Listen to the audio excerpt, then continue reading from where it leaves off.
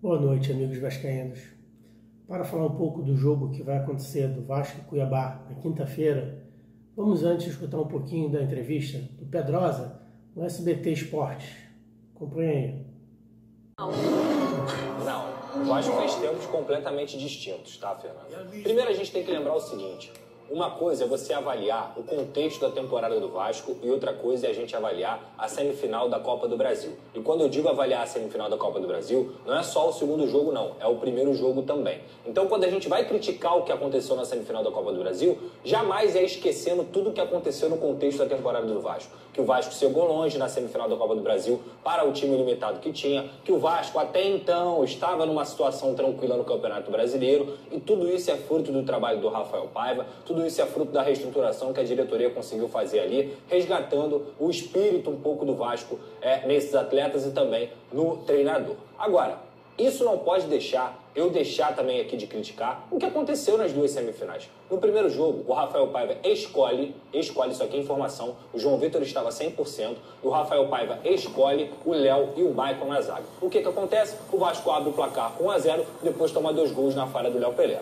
Ponto, passou. Ontem, sábado, no caso, o Léo Pelé foi o escolhido. E o Léo Pelé passou longe de fazer um jogo ruim, tá? Ele jogou bem, inclusive marcando o Hulk naquele sistema defensivo. O ponto é, o Vasco no primeiro tempo faz um primeiro tempo exemplar, tendo senso de urgência, atencioso, brigando por cada bola, sabendo também da força da torcida e usando a força da torcida em São Januário, que fez uma festa espetacular, única. A atmosfera de São Januário não tem nenhuma igual no Brasil, não tem. E eles conseguiram utilizar esse primeiro tempo para que o Vasco pudesse chegar ao primeiro gol. Um gol de pênalti, com pouca construção, mas pelo menos chegou ao gol do Verratti, 7 gols, artilheiro da Copa do Brasil. Quase fez o segundo no chute do Puma Rodrigues, que o Everson faz uma belíssima defesa ali no fim do primeiro tempo.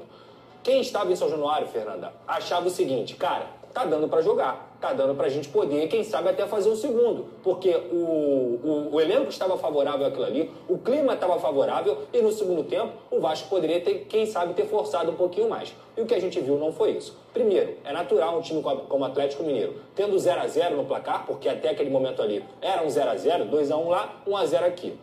Chegar um pouco mais, pressionar um pouco mais o Vasco, ter um pouco mais de jogadores, mais posse de bola, inclusive não tem problema nenhum nisso, porque a estratégia do Vasco era ser realmente um time reativo. O ponto é, gente, as pessoas que estão falando que o Vasco fez um bom segundo tempo, elas assistiram outro jogo. O Vasco não fez um bom segundo tempo. O Vasco não chutou a gol no segundo tempo. O Vasco não jogou absolutamente nada para fazer o segundo gol no segundo tempo. Muito pelo contrário, o Vasco se acomodou com 1-0, quis levar a partida para os pênaltis, e as mexidas do Rafael Paiva mostram isso. Quando com 20 minutos o Felipe Coutinho, que correu demais no primeiro tempo, não se aguentava mais em campo e ele não oxigenou o time tirando o Felipe Coutinho. Para piorar, ele coloca o Ryan na esquerda, sendo que esse garoto joga muito melhor na direita e já demonstrou isso algumas vezes, e ele coloca o Rossi na direita. Gente, o Rossi é um jogador que o Vasco fez força para sair na janela de transferências. O Vasco não queria mais o Rossi no elenco. Ele ficou fora de algumas listas de relacionados. E aí no jogo mais importante do ano, você coloca o Rossi na direita, não tem explicação. O Paê foi entrar com 88 minutos do segundo tempo. Um jogador que, com todas as contestações que a gente pode dizer aqui, tecnicamente é acima da média e poderia ter, quem sabe, resolvido em alguma bola. E isso não aconteceu. Então, assim, esquecer o que o Paiva fez pelo Vasco nessa temporada? Jamais. Achar que o Paiva tem que ser demitido?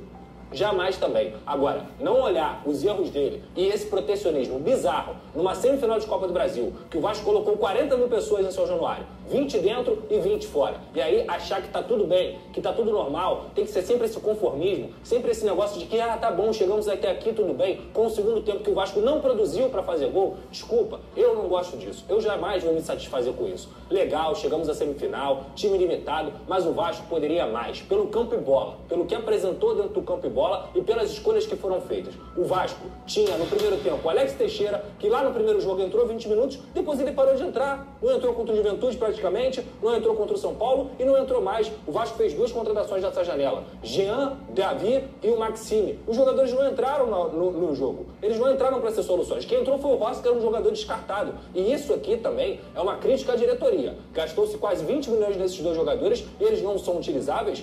Não gastou-se dinheiro, por exemplo, na contratação de zagueiro e o Vasco sofreu com isso. A gente falou aqui, grave erro na janela de transferências, não trazer um zagueiro. Tá aí, dentro de campo isso foi escancarado. Então a culpa não é só do Paiva. A culpa também tem a ver com o grupo de jogadores que foi ao seu limite, mas também que alguns jogadores deixaram de desempenhar o que a gente esperava. E a culpa também é da diretoria, que fez uma janela que claramente não atacou as urgências que o Vasco tinha e o Vasco sofreu, não conseguindo chegar na final da Copa do Brasil. Ah, tá tudo bem, tá tudo certo? Pra mim não serve. Uma coisa é olhar o contexto da temporada, outra coisa é olhar essa semifinal. O Vasco poderia ter passado a final. O Vasco não passou porque se sentou no resultado que tinha de um 0-0, um comodismo para levar para pênalti de São Januário. Não deveria ser assim, até porque o Atlético Mineiro não joga nada desse futebol todo. Tinha um jogador que foi decisivo, que é o Hulk, que provavelmente é o melhor jogador do Brasil, e não conseguiu nada além disso. Ah, isso é mérito do Vasco? Não, o Vasco simplesmente parou de jogar no segundo tempo. Então é por isso que eu falei, esse time não vence há 8 jogos, e esse time tem uma decisão importantíssima na quinta-feira contra o Cuiabá no Campeonato Brasileiro. Abre o olho, porque esse negócio de 10ª colocação no Campeonato Brasileiro é ilusório. O Vasco está a 5 pontos da zona do rebaixamento. Abre o olho. 8 jogos sem vencer. Time grande tem que ser cobrado. Esse negócio de não tem que ser cobrado, isso é conformismo de time pequeno. E o Vasco não é time pequeno.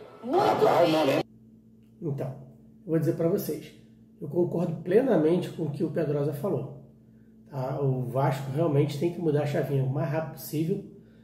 Esse jogo contra o Cuiabá é importantíssimo. O Vasco tem que ganhar, tem que fazer os 3 pontos, até para fugir da zona de rebaixamento e chegar o mais rápido possível nos 45 pontos.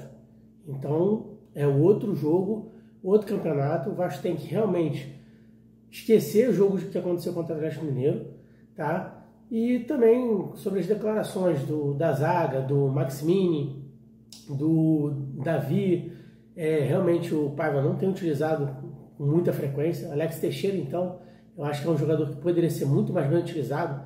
Ele joga pelas pontas, ele consegue fazer o meio. É um jogador de qualidade, que toca bem a bola e que o Vasco está tendo muita dificuldade. Então, acho que para esse jogo de quinta-feira, realmente, o Vasco tem que mudar e pensar em ganhar. Não tem outra escolha. Porque se o Vasco perde pontos contra o Cuiabá e o Vasco já vai ter 30 jogos, né, já vai estar praticamente igualando a maioria dos times que estão na tabela, com 30 jogos, um ou outro ainda tem 29, mas está tudo se alinhando. E assim, realmente ele está próximo da zona de rebaixamento também. Então, quanto mais rápido ele chegar e fugir dela, melhor. Porque senão, no final de campeonato, vai ter um leão para cada um. Tá? Amigos, por hoje é só, ficamos por aqui. Alma Cosmotina, segue a gente lá, dá aquela curtida, se inscreve no canal. Vamos ter muita coisa para falar do Vasco daqui para frente. Um abraço, por hoje é só.